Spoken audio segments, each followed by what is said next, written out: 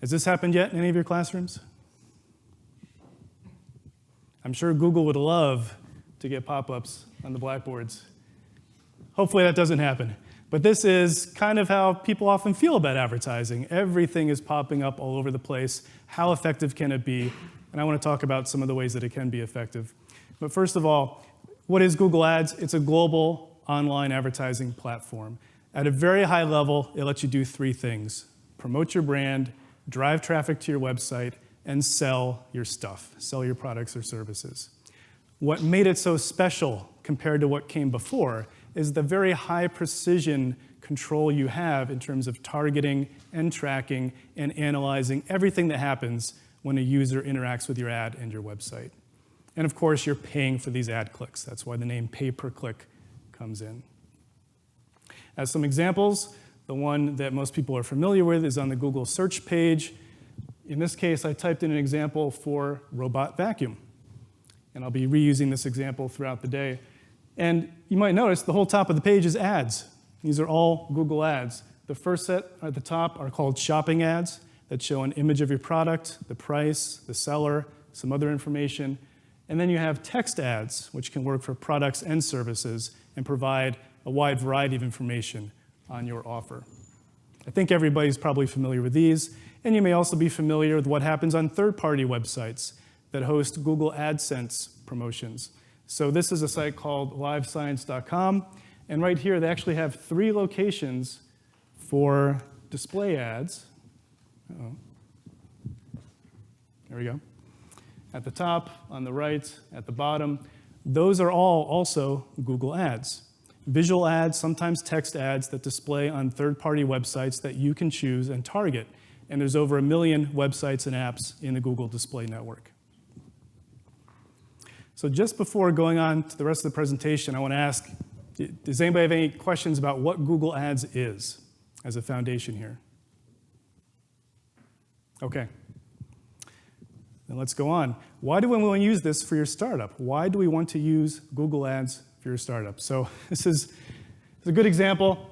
I think my Nest smoke alarm is going off. Google AdWords just pitched me a fire extinguisher and an offer for temporary housing. It can't do that yet. But again, they would love to be there. But this is sort of the promise of it, that you can reach good prospects, great prospects, right at the moment when they need your product or service. What does that mean compared to other types of advertising?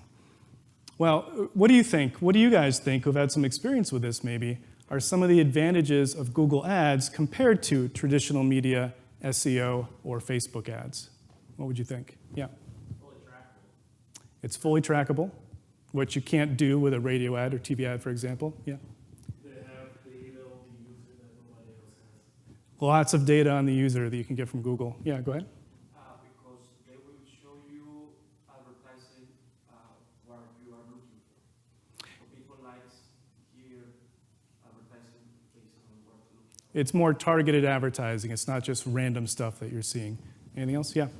For getting the same volume of ads out, it's really cost effective, especially given the precision that you have and just tracking the guy. So. Those are all fantastic. That's exactly what Google Ads lets you do. So compared to traditional media, you get very precise targeting. You can target ages, genders, marital status, household income, devices, geographies. You can track their behavior after they come to your website, all the pages they visit, every step they take on the path. And again, you can reach those 1 million plus websites and apps with those display ads. Compared to search engine optimization, you again get the precise targeting. With SEO, you're trying to build your website and content to focus on certain areas that you think are high value, but it's still up to Google to decide when and where to show your content. With Google Ads, you get to decide. Additionally, AdWords is very quick. And by the way, I keep saying Google Ads and AdWords. They changed the name last year. It was AdWords, now it's Google Ads, so I'll probably say both. I'm still getting used to that too. It's very quick to get up and running, to turn campaigns on, turn them off, launch multiple campaigns, and see test results very, very quickly. If you're trying to go for those free organic listings through search engine optimization, it can take years in a competitive market to put out enough high-quality content to start to show near the top of a page. And again, you have the broad reach. Facebook is a different creature altogether.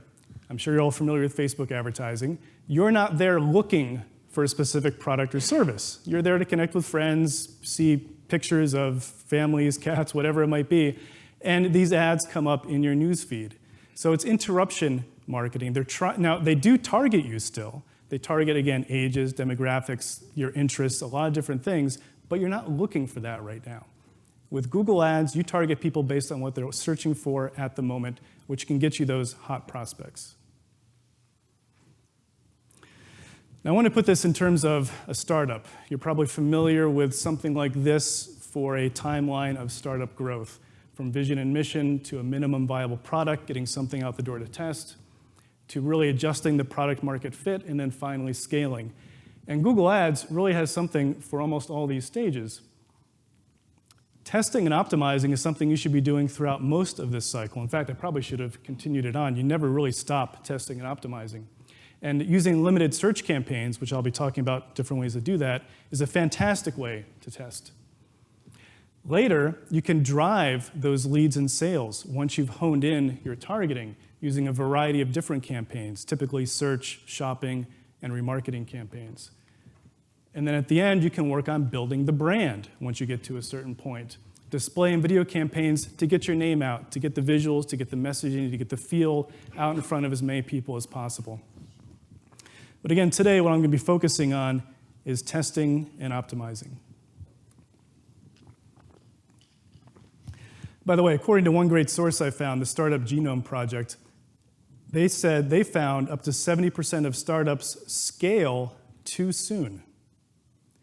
They even go so far as to say it can explain about 90% of failures in startups is going to scale too soon. You want to fail before you scale, and that's what this sort of work can help you do.